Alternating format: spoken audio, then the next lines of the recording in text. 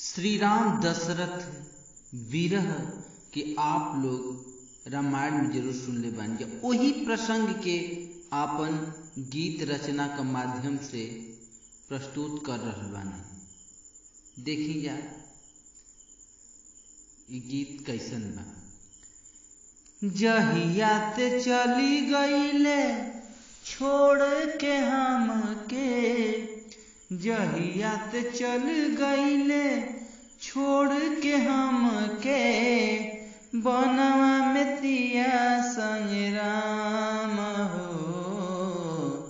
जाए चंदा ले आव खबरिया, जाए चंदा ले आव खबरिया, कैसन बाले मोरे राम हो। हे चंदा कैसन बाले मोरे राम हो। खुले आसमान भुइया तू तत हुई है, जाड़ा बरसात संगे जूझत हुई है। कबहू न निकलले भवन से बहरी, कबहू न निकलले भवन से बहरी, कैसे के सहत हुई है घाम हो। जाए चंदा ले आव खबरिया, कैसन बाले मोरे राम हो। ए चंदा कैसन बाले मोरे राम हो। ससुरा के सुख सीता जान ना पैली, नैहर से आई ससुरा से खेदैली। प्यार दुलार ससुर के ना पैली, प्यार दुलार ससुर के ना पैली। सासू जी के भला कैसन नाम हो।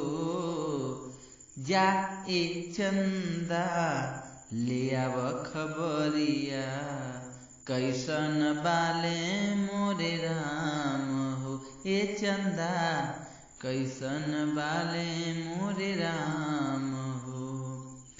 तनिके से दुख पड़ते लोग घबराले, दुनिया के बोझा लेके राम मुस्काले।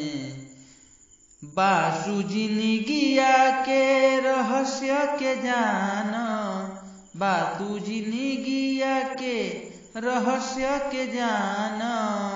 तू बहे के बादे आई शाम हो। जा ए चंदा ले आव खबरिया, कैसन बाले मोरे राम हो। हे चंदा कैसन बाले मोरे राम हो। यदि गीत अच्छा लागल हुई आप लोग के तो एकरा के शेयर करब जा, लाइक करब जा, कमेंट करब जा और हमार चैनल के सब्सक्राइब कर लेब जा, बेल आइकन भी दबा लेब जा। जय भोजपुरी, जय श्री राम।